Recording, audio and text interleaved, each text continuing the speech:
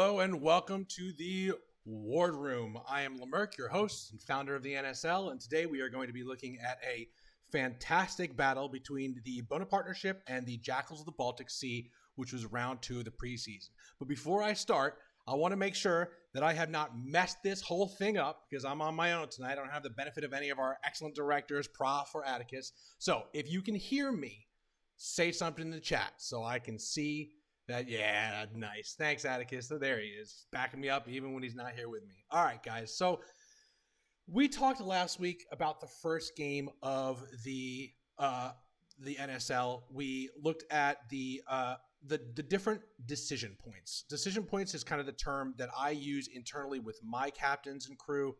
It's critical moments of the battle in which a decision, left or right, forward or backwards, stop or go, deploy this ship or deploy that ship, some maneuver changes the entire rest of the battle, whether for good or bad.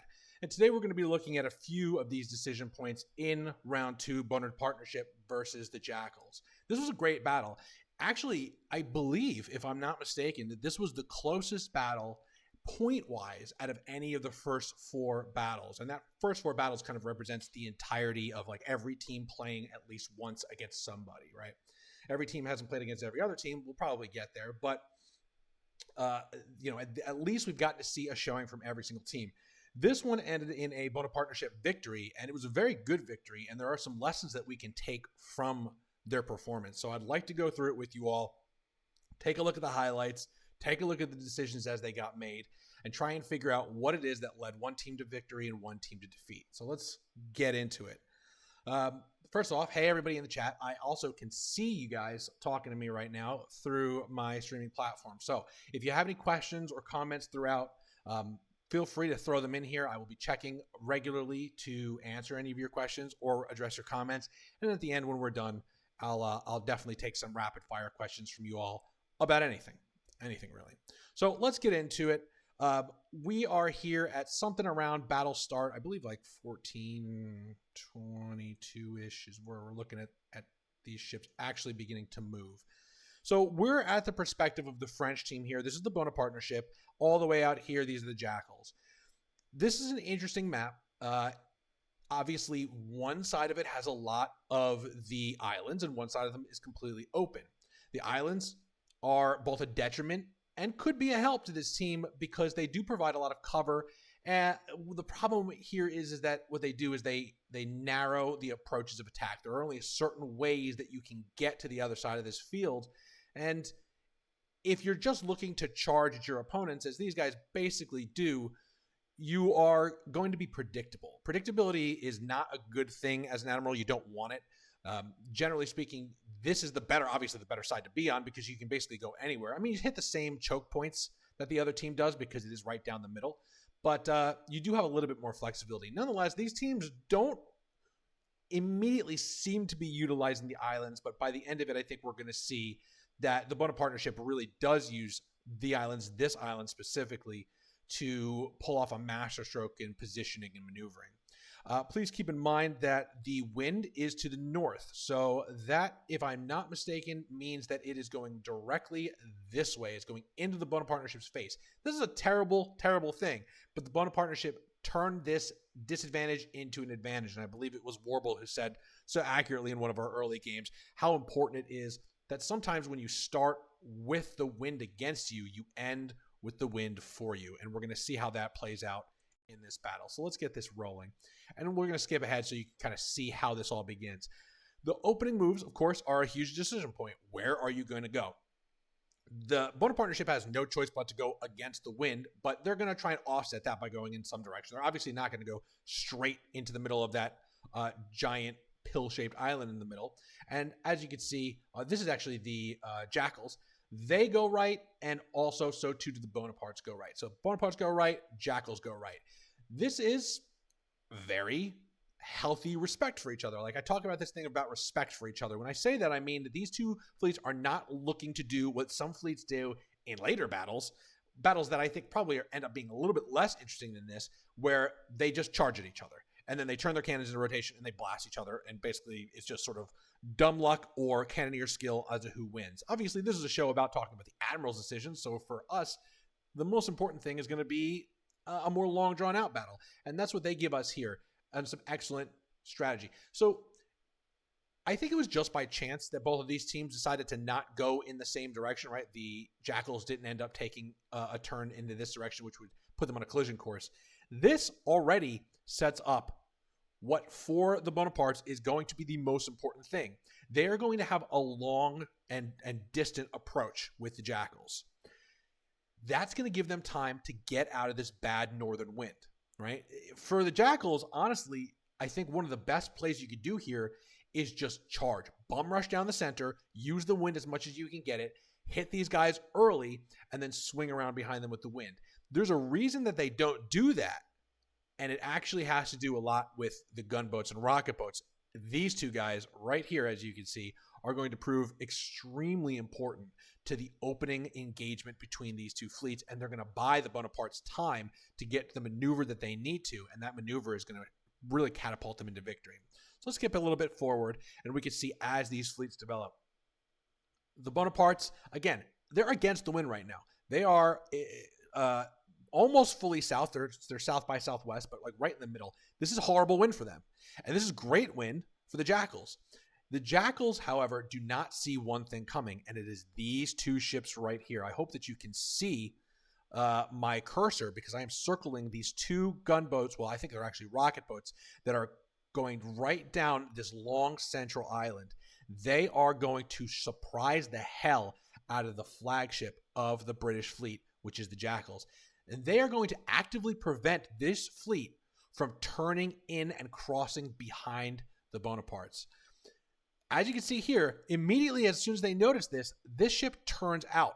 These rockets start flying and it spooks this lead ship. This is not what this ship needs to be doing right now. The Bonapartes are dead against the wind. They're as slow can be. This fleet needs to be jetting off in this direction. It needs to be jetting off to the, I'd say, northwest here by this accounting. So it needs to be swinging around behind. It can catch the flagship. It can catch the 8-gun. But these rocket boats and the respect, perhaps too much respect, that the Jackals have for the Bonaparte fleet is stopping them. They feel like they need to deal with these rocket boats, which they do, but at the cost of some critical moments. Now, here's another thing that we have to discuss. And we talked a little bit about this last week as well. And that is going into an enemy spawn zone, going anywhere close to an enemy spawn zone. Why? Because they're taking out these rocket boats really nice and early. But what does that mean? It means that as soon as these rocket boats are done, there's going to be a bunch of other rocket boats right here ready to come out and start harassing these ships to the front. What does this do to the fleet of the Jackals? It puts them in complete disarray. As soon as they think they've dealt with a certain boat, another boat comes in and just starts blasting the front of their ships, as you're seeing on screen right now. This is a huge problem for them because in the distraction of dealing with all of these rocket boats and gunboats, they lose fleet cohesion. You'll see it when we go back to the overhead, but these guys are they slowly, actually not too slowly, lose mass and end up in this situation. So I'm going to pause here because you can really see in this one snapshot the degradation of the Jackals' fleet cohesion and the moment that the Bonaparte ship finishes their turn around that long island and gets into the position from which they are going to win the first part of this battle. What we're seeing here is nothing less than a breakdown. This is the fleet collapse right here, right? This ship is down a mast and now it is against the wind with a square sail up. Square sail is going to actually slow him down in the wind. He's probably just so concerned with what he's dealing with. He doesn't even realize, and I think we commented on this, probably doesn't even realize that he's actually sabotaging his own speed, which you cannot afford to do once you've lost a mast and are against the wind. This ship is probably moving at like 1 or 2 knots right now, barely moving at all. Meanwhile, the Bonapartes are developing. They're developing this encirclement that they're going to do here. They're going to wrap around this way, and they're going to hit. See, this fleet is extended in a bad way. If they want, it would be nice to have a line behind this 13-gun. But this linear thing is not going to work for them. This ship specifically is going to get the hell beaten out of it. I'm going to tab over. And like I said, feel free to, hello everybody in the chat. Feel free to, ask questions, make comments, or anything like that. I will tab over occasionally to see if you guys have anything to say, but I don't see anything there. So everybody's just saying hi. So hello. So we'll get back to this. This is the part where really this is the decision point. It's less of a decision point and more the ramification of a few earlier decision points where you can just see that these guys are going to have a terrible time for the rest of this battle. And it's how long these guys can stay in a fleet formation that will determine how much damage that they can put in an organized way before they break up into maybe smaller one-on-one or two-on-one engagements where these guys may have a shred of a chance to come back. For the next few minutes, this is the Bonapartnership's game. They own it, and they're going to win it. They're going to win it right here.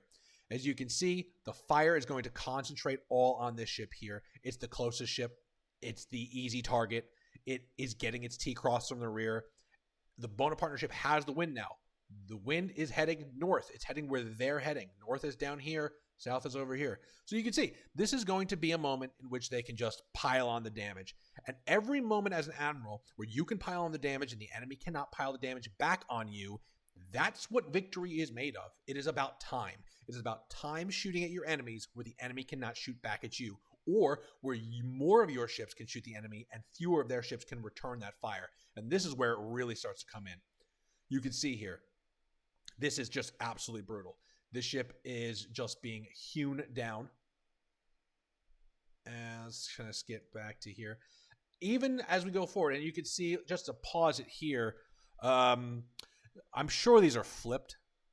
So what you're seeing down here is actually the British ship HP, and what you're seeing over here is the French ship HP. You can tell because all the French boats are dead. Why? Because the British went through their spawn zone, got hit with every boat that these guys had, and then sunk them all. In sinking them all, that's where they lost their fleet cohesion. So we have actually managed to address this issue. Atticus spent some research hours going through why this happens, that the HPs are sometimes flip-flopped, and hopefully that does not happen anymore. He's sort of hard set that one team is on one side and one team is on the other. So thanks to you, Atticus, for sorting that out, and future replays will be much more legible for it. All right, so here's where things start to break down a little bit for the Bonapartnership fleet. I do believe very shortly after this, they start to break off. That could be an intentional decision. A few ships get caught in this sort of line battle here with these two. These guys kind of swing in. Either way, the Bonapartnership really never quite lose control of the situation until the very end of the battle. So it is not necessarily any point where I'd say that the Bonapartnership should be worried, but there are a few moments where, like, that fleet cohesion loss maybe isn't optimal. So, like, basically by this point, things have changed significantly. So we really have to watch to see who is who here. But we have the flagship of the Jackals down here. We have the Bonapartnership flagship up here. We have a Jackal ship here. I think these may be two other Jackal ships. And we have a Jackal ship out here. So basically now the Jackals kind of get around the outside. They have a sort of semicircular thing going on around the Bonapartnership. But I don't think that really changes the general situation here. If you take a look at the ship HPs, though, aside from the Jackal's flagship, which is a little bit disabled, the ship HPs are kind of similar. This is a situation in which it could have turned around. And if the Jackals had managed to reassemble their fleet in the face of the Bonapartnership kind of losing fleet cohesion here, they may have had the opportunity to turn this around. This flagship is under no circumstance. The Jackal flagship is not dead. It's damaged and it's slow. But those are the times when you need to rally your fleet around your flagship. If your flagship gets demasted, you need to bring, this is something we talked about last week too, you need to bring the rest of your ships to that flagship and create a defensive position and let the enemy come to you. That's not what happens here. We can see that very shortly, these ships that were kind of over here on an outside wing have now gone into the center. From here, being in the center, having any kind of crossfire on you is horrible in these ship battles. You don't want it. And I'm pretty sure these two ships here, maybe even three, yeah, this is kind of that center we were looking at before out here, and they're getting hammered. They're getting hammered in a way that they don't really want to be, and I think you'll see that they're going to sink before the Bonaparte ships 8 guns do. It ends up being pretty close. I think it ends up being just a few, maybe like 2 or 3 Bonaparte ships left. Not that many and not in great condition, but they do manage to just win this firefight here. So let's get to it. So, and I think the MVP here is the flagship. The flagship never gets into a position where it's in too much danger. It ends up having almost half of its HP by the end of this battle. And meanwhile, all that crossfire, as you can see here, has damaged the hell out of the, again, not French, these are the British ships. The British ships, their 8 guns are just pummeled from that central position where they were. Let's keep watching this battle. It ends pretty quickly after this. This is sort of the end already as we've gotten through it. It's not going to take a long time to analyze this battle, but we can take a lot of takeaways afterwards and talk about a lot of the fundamental things that these guys brought to bear to win this in such style. As we, as we continue, you'll see here, I wonder who these 2 ships are down here. Unfortunately, we're just so high up, it's hard to see some of this. So these are French ships. Yeah, this is French ships getting bullied. Now, the French ships, again, the Jackals had tools at their disposal, which they could have used to win at the second half of the battle. I don't think this was a foregone conclusion, but they did not marshal any of that. I think they got too dispersed, and everybody began fighting on their own. In a naval battle, it is so important to kind of keep your cool as an admiral and keep the larger picture in mind and not get sucked into individual action. You're captaining a ship a lot of times as an admiral, and it's very easy to get caught up. This is the flagship sinking. This is the British flagship sinking. This is the Jackals going down, and now they're making boarding parties.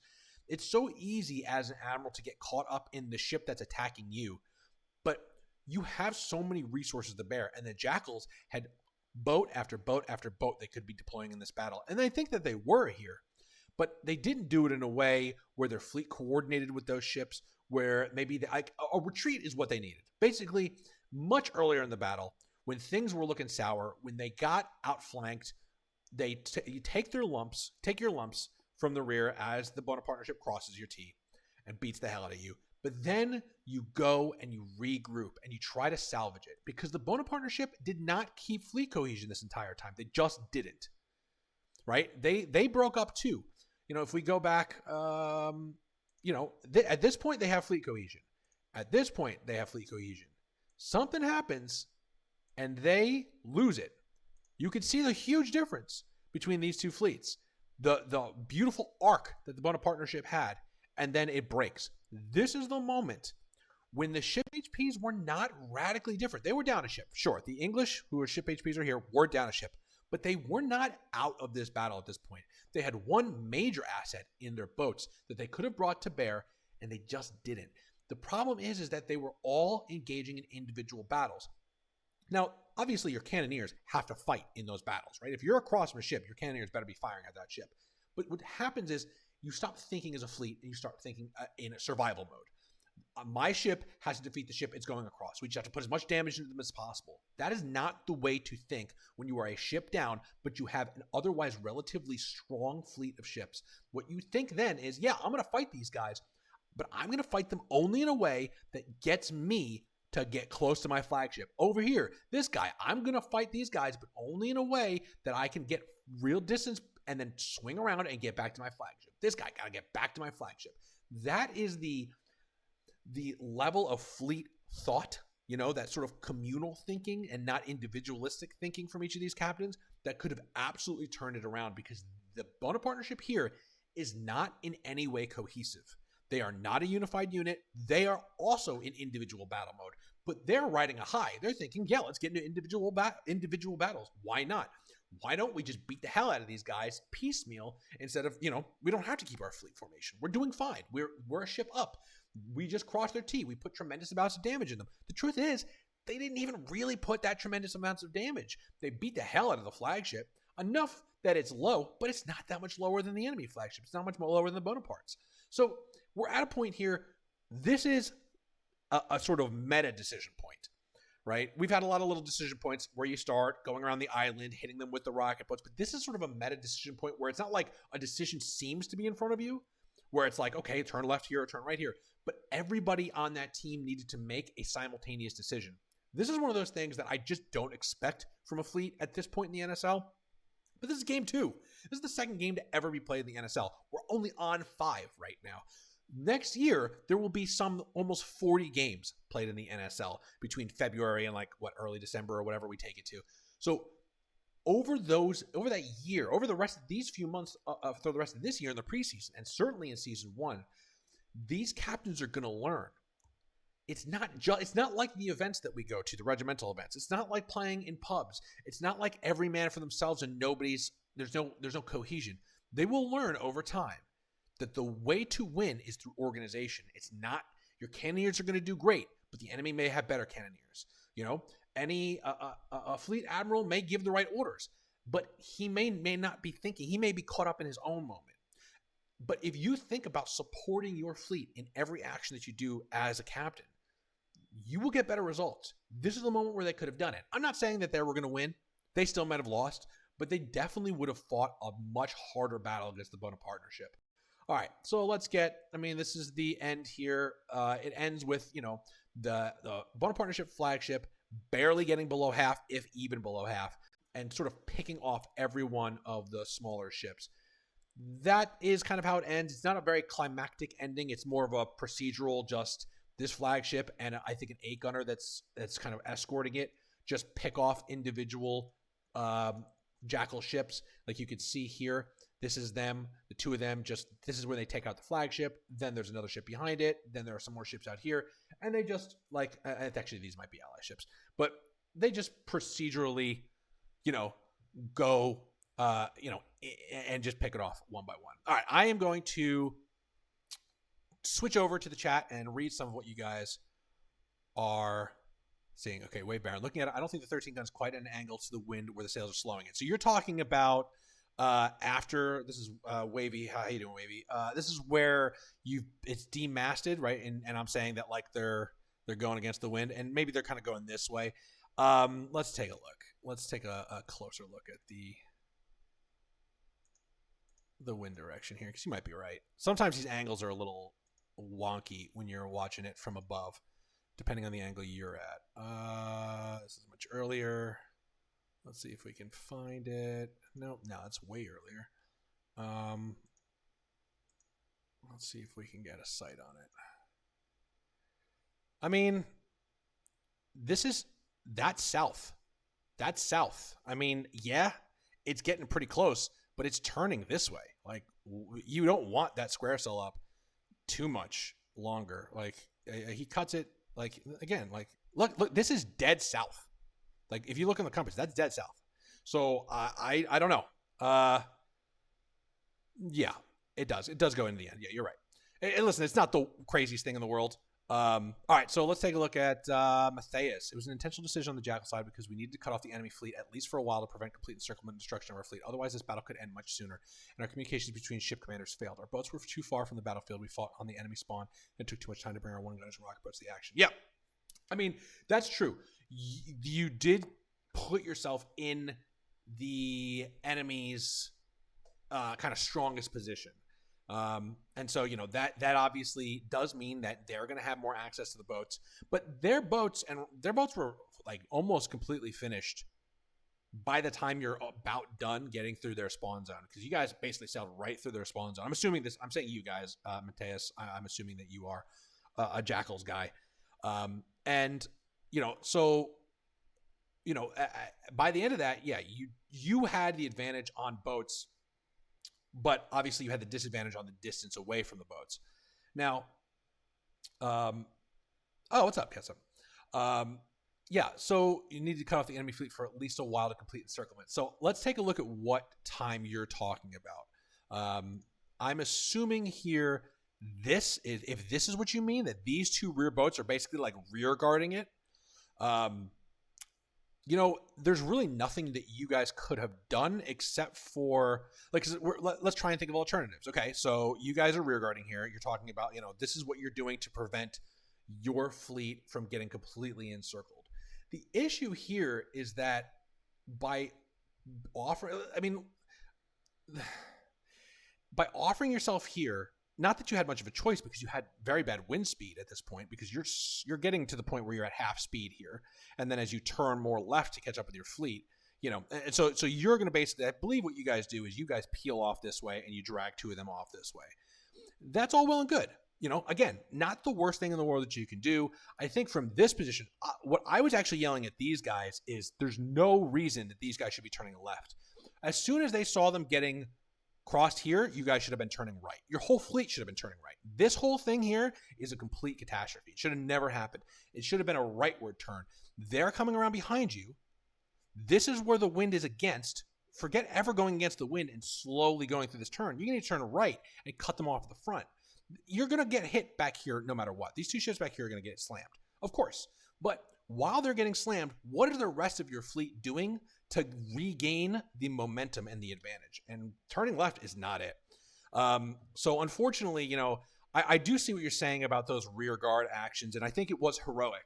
I think it was the best that you can do in a bad situation. And unfortunately, your other ships did not make use of your sacrifice in a well enough way that you guys sacrificed for something. I feel like in the end, you guys ended up sacrificing for nothing, which is a shame and not a reflection on you specifically as a captain. It's more just, again, your admiral, again, communication, we talked about this in the exit interview after the battle, and it was a lot about bad communication. And that is tough. That's tough.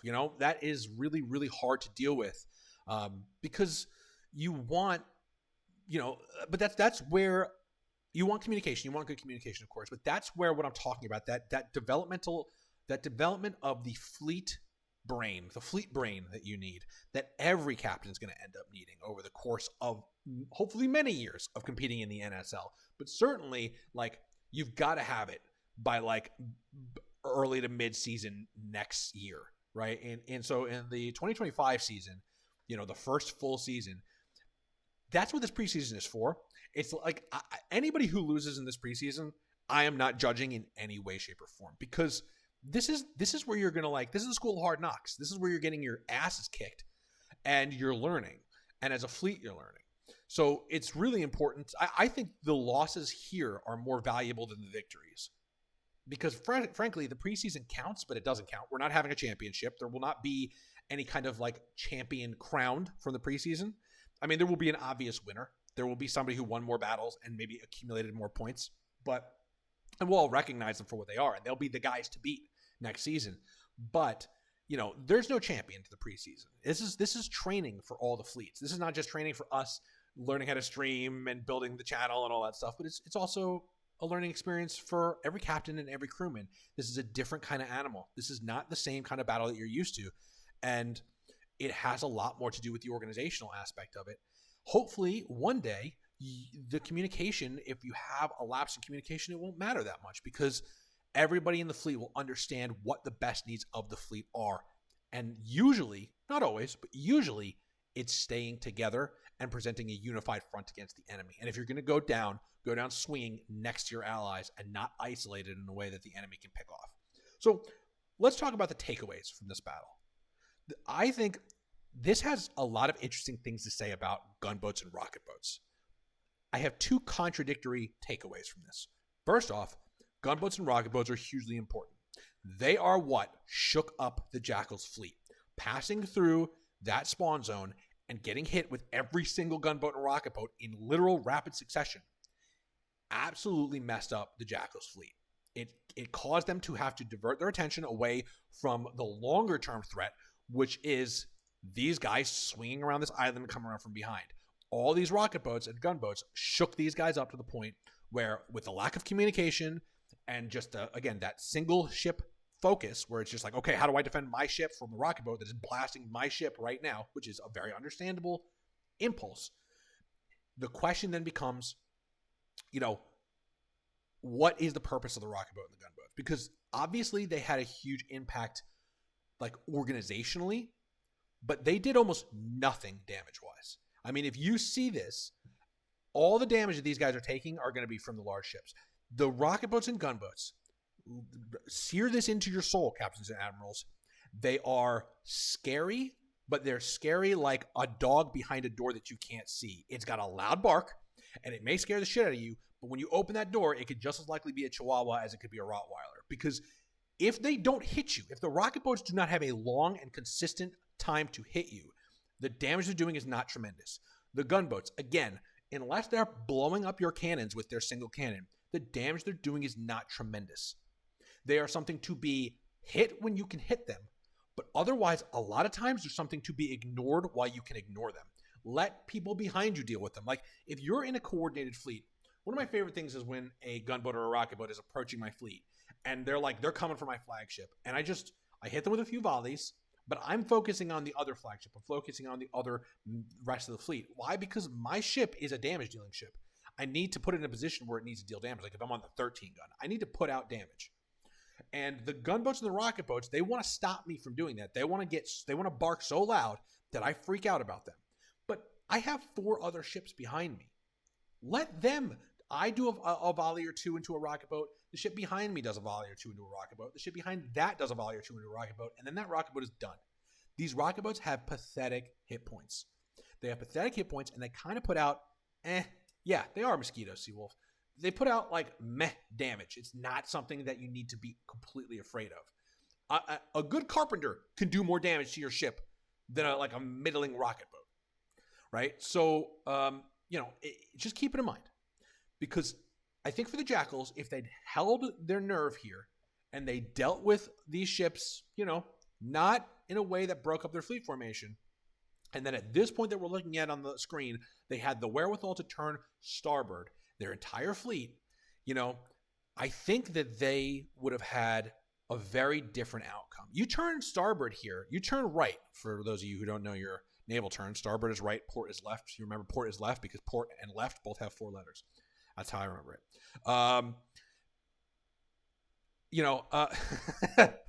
Thanks, Wave. So if you turn starboard, you have most of your cannons on the front of their line formation. You then are targeting the ship that is furthest to the front of their line, and you have the ability to do what they're doing to you now. Like right now, their entire fleet is targeting a single ship. Let's say that this line was reconstructed in a nice linear fashion and bent to the right. Now all your fire is being focused on their lead ship. You flip the script on them. Not to mention you have the wind again. So there's a lot of advantages to that. And because of the rocket boat and gunboats, they just could not think to do that in that moment because, again, they got stuck on that individualistic thinking.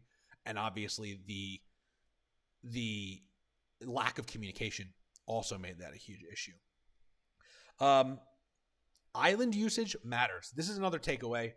Islands do 2 things. They block shots and they buy time. If you are in a situation where you have bad wind, like the Bona partnership did in the beginning, the best thing you can ever do is put a big-ass island between you and your enemies.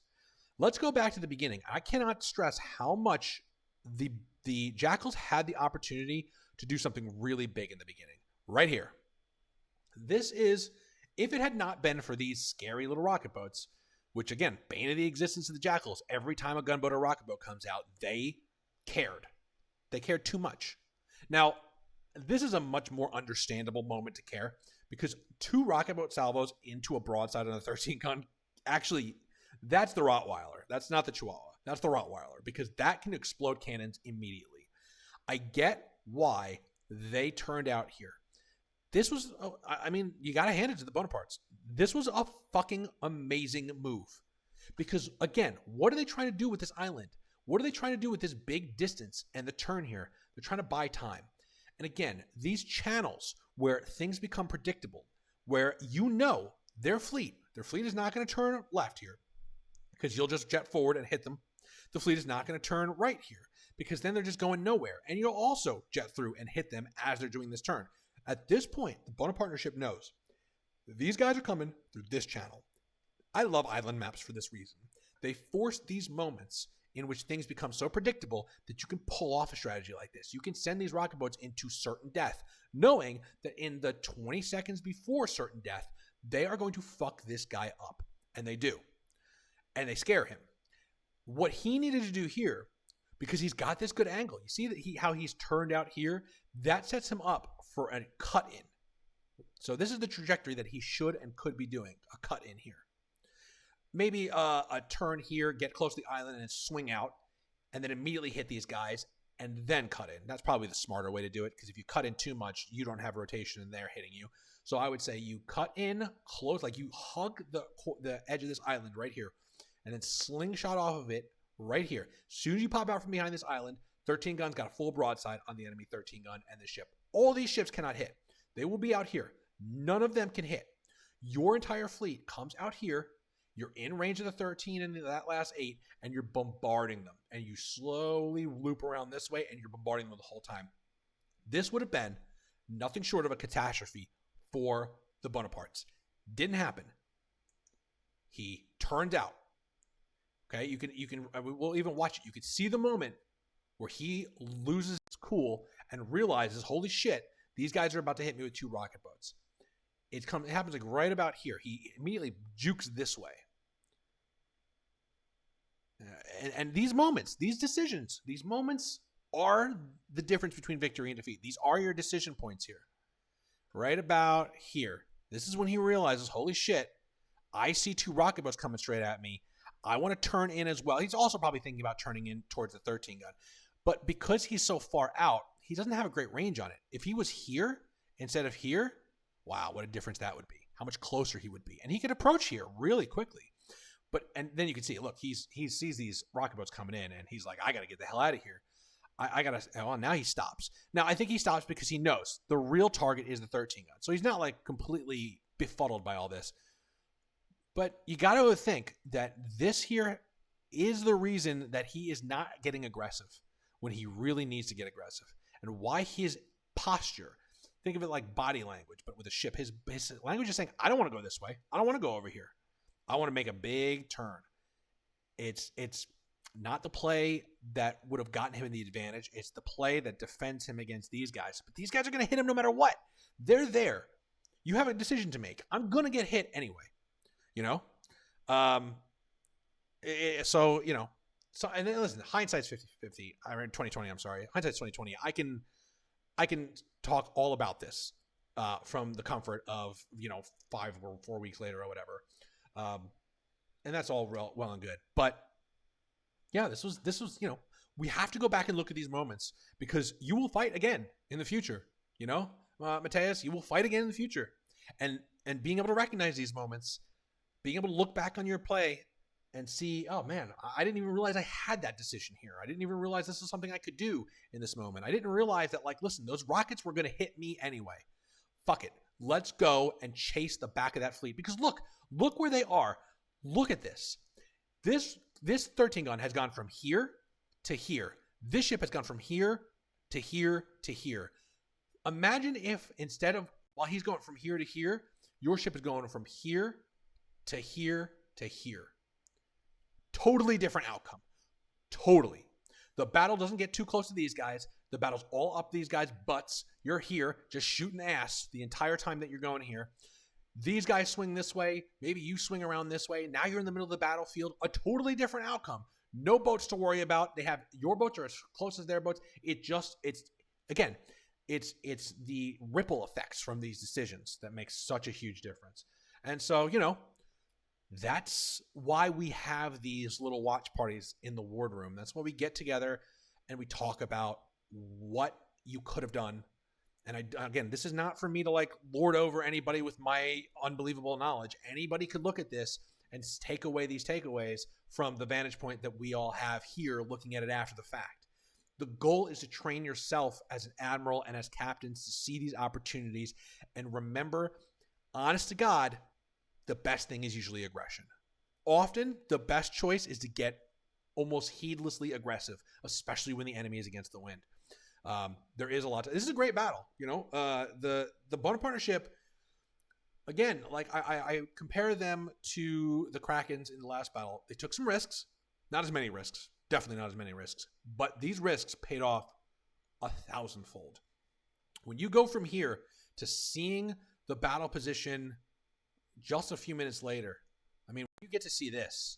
This is the whole story of the battle right here. I mean, just look at this positioning. Look at this beautiful fleet formation.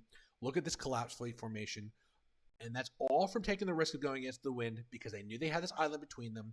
They sent their rocket boats to ward these guys off and scare them. Then these guys fell into the trap of going into a bunch more boats. And from there on out, the rest really is history. It gets a little messy towards the center, no question about it.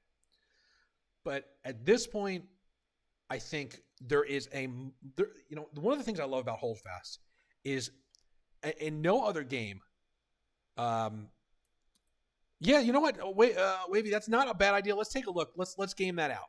So basically, what Wavy's saying is crossing the T. So basically, he's saying instead of going through here, somehow early on when he saw that this is where they're going to go, either somewhere around here, or maybe even here, swing about and hit them as they're coming through. It would be a decision that they would have had to make very, very early on. So let's take a look at where. Because the thing to remember here is that these guys have a lot more speed, and kind of paradoxically, they have a lot less time to make decisions. These guys have a million years. They're going nowhere, and they're going nowhere not fast, right? But even from this early space right here, these guys could have seen, yeah, okay, these guys are definitely going this way. The choke point is here. These guys could have swung around. I think if they did swing around at this early phase, though, these guys would not have gone through. I think they would have, again, because they have the time to react, I think if these guys swung in this way, these guys would have turned out. Or maybe even turned left. I think they would have stopped themselves from going through this choke point. I don't know. That would be my thought, It's definitely an interesting idea. Again, getting it back into that aggressiveness. What Wavy is proposing here is just a very aggressive, wherever these guys go, with their wind speed, you get in front of them. Get them to a choke point and hit the hell out of them. I think that's also a perfectly viable opening for these guys. I think, again, as we develop in the NSL as admirals, we're going to be a lot less respectful of each other in the future. We're going to get a lot more aggressive. Because I think one of the things that we all know about each other from fighting in regimental battles every week and playing on pubs together and just knowing each other as friends is that,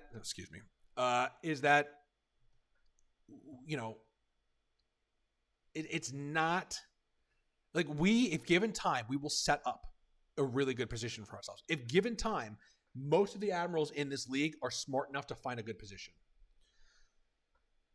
So, yeah. I don't know if it's the best move, Wavy. I'm not sure I'm going to agree with you on that one. I don't know that this turning in here is the best move. I think that's a little bit too bold of a statement. I think that there's lots of counters to that.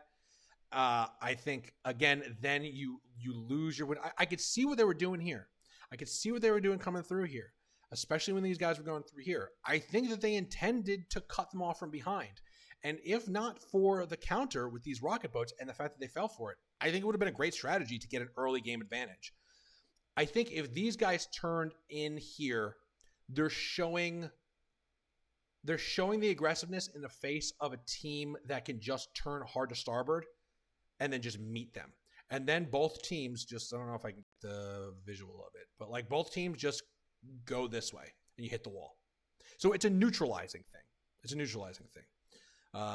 Also, there's no reason that this team, again, why turn in a way that's going to get you going against the wind like that? Why not turn port? Like right here, why not just turn port? These guys will come up this way. You're way ahead of them. You turn around. Again, then maybe you're going this way. Most of these alternatives just lead to a side-by-side. Side-by-sides are kind of boring to me. You don't want to get into a side-by-side until mid-battle after somebody's gotten an advantage. The goal of the opening of a battle and the goal to the middle of the battle is to get an advantage over your enemy. I'm fundamentally against maneuvers that just get you into a side-by-side because then an admiral is not doing the victory. The admiral is not bringing you the victory. It's the cannoneers. Nothing wrong with that. If you have great cannoneers and that's what you want to do, I know Karen, you guys have some great cannoneers. I know, there are other teams that have great cannoneers. If that's how you like to do it, go for it. I personally am, I want to be, I'm too egotistical. I need to do something in the beginning of a battle to show my enemy that I have the advantage over them because what I was saying earlier, one of the things that I really like about Hold Fast, I didn't get to it, but one of the things I really like about Hold Fast is that morale exists in this game in a way it does not exist in any other like game of this type. Morale is real. People panic in this game. People lose their fucking cool. They make mistakes, and then you can pounce on those. If you don't pressure your opponent, if you don't put them into a situation where they get a little bit scared that you are going to pull a move on them, then all this game is about is just, who's got the best cannoneers. I'm fundamentally not a fan of that play style. I do want to put fear into the enemy and make them think for a moment, holy shit, he might cross my T. Holy shit, he might get one over on me to a point where he negates my cannoneers. Those moments are the decision points that we look at here, and they're what I think the fun of being an admiral is trying to find those. You don't always, and sometimes in trying to find them, you get what happened to the Jackals here. You get set up on, and then you lose. But the pursuit of that ultimate play as an admiral, that's what I find to be the most beautiful part of admiraling, is why I'm such a fan of doing it. This is why I love this triangle. This is why I love preseason. It allows captains and admirals to be more bold with their tactics rather than just forming a line. Even if the bold tactic doesn't work, it ends up being fun. I wholeheartedly agree with that. It's, and I you know what I hope, my biggest hope, and something I will personally try to reject in my play style, is a devolution of the NSL into just line battles, like just two fleets line up against each other, and then they just blow the shit out of each other, and whoever happens to get the cannon explosions wins, right? Like, we're going to talk, I think it's next week, maybe I'm wrong, but I think it's next week, we're going to talk about the Sea Wolves versus the VOD Coalition, I think, which is by far the most lopsided battle of the first four, and also, in my opinion, the most boring battle of the preseason.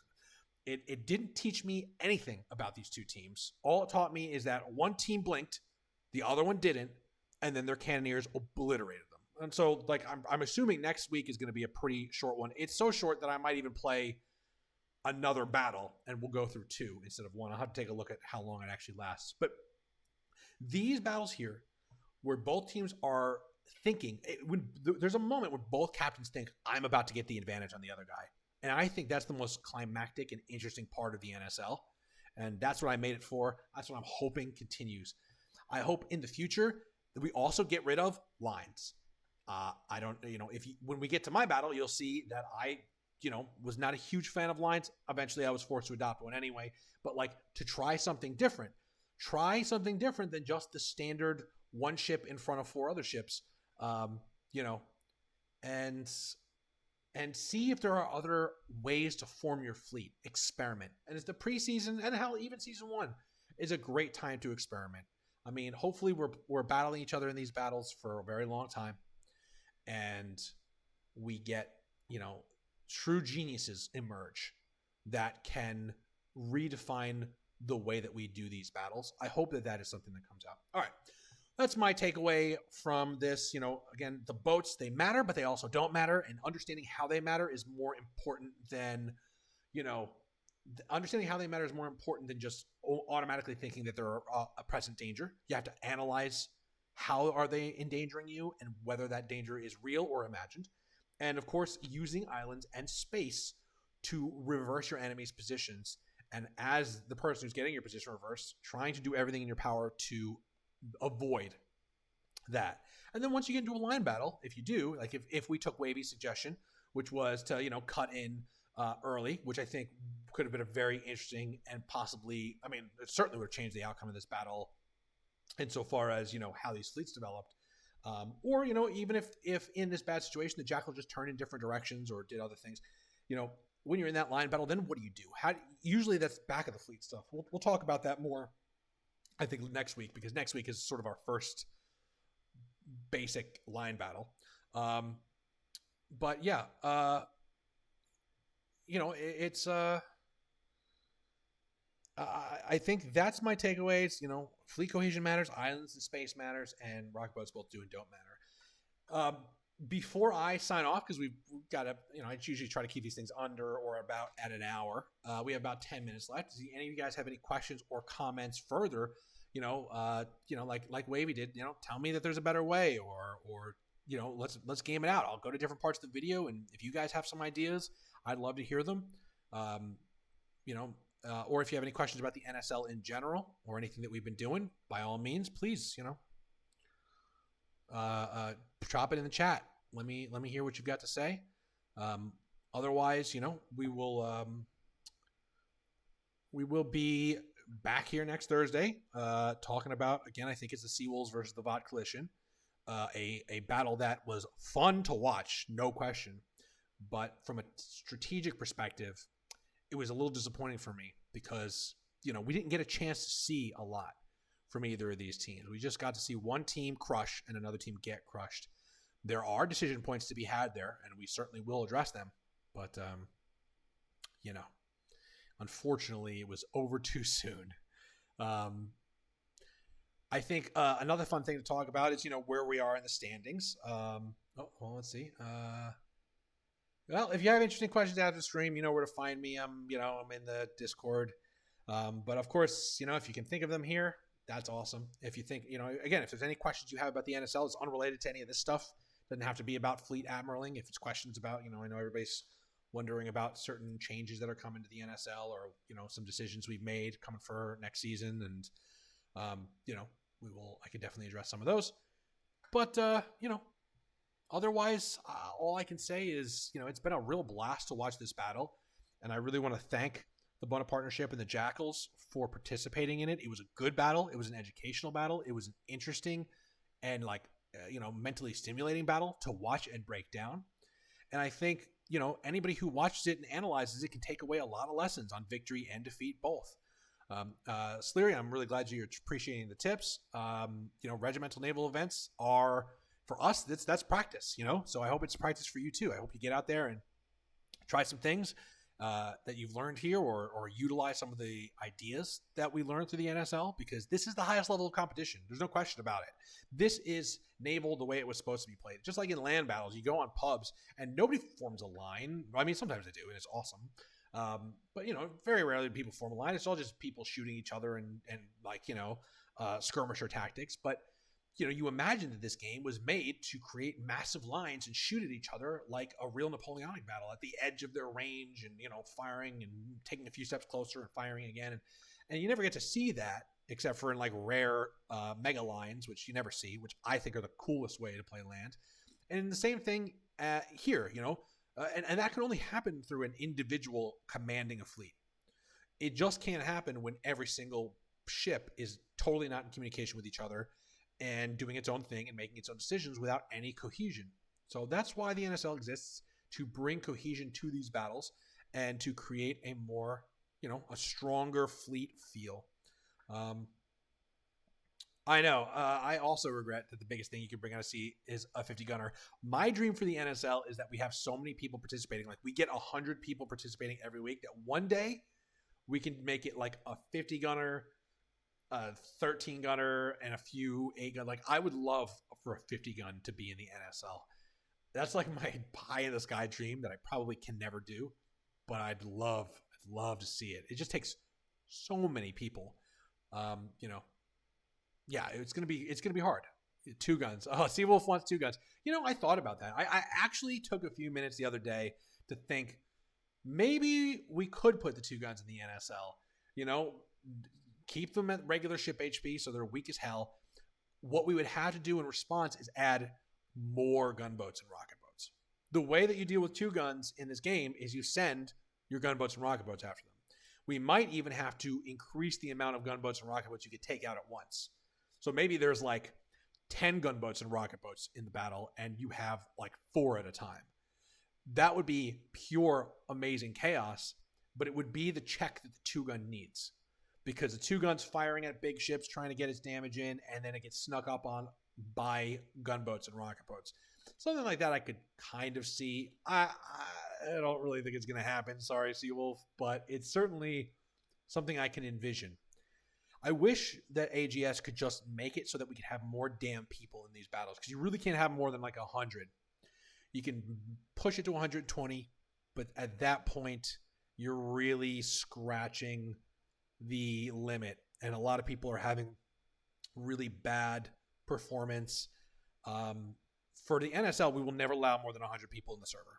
That's just the limit that we have to put on ourselves so that everybody can participate at their fullest, especially considering that some battles are going to have people who are not in their native, like it'll be EU people in an NA server, NA people in an EU server. We really don't want to fuck with them anymore by having too many people in the server. And that probably means we can't do any of these more ship tactics that we want, though I'd love it.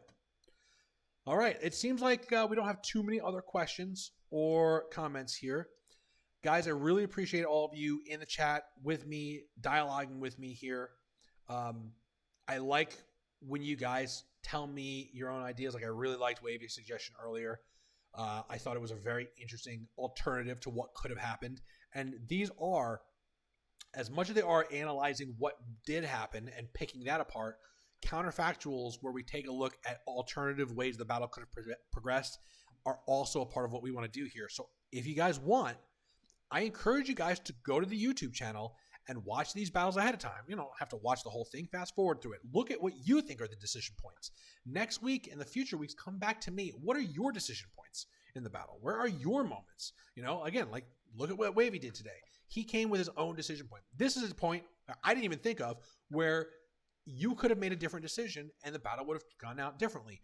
Come with the decision points. Come with what you think might have been decision points. And ask, hey, do you think this is a decision point? Do you think this is a moment where the battle could have gone in a different direction that would have had those wave consequences where this decision makes this future decision, makes this future decision, makes this future decision? That's what we're doing here. We're trying to think as admirals, what could have changed? With that, I will bid you all farewell and thank you all for being in here with me. I really, really appreciated having you guys to bounce ideas off of. Please come back with more next time. I am Merc. I have been your host for this evening. I hope that you've had a lot of fun, and we're going to hit the outro. Thanks again for the directors who helped me, specifically Professor, who took me through the streaming process. I really appreciate you, Prof. I hope you're listening, and I hope I did you proud, not messing this one up too bad. And thank you again to everybody who's watching, whether you're watching later or you're in the chat right now. I appreciate you all. Have a great evening, and I'll see you next week in the Wardroom.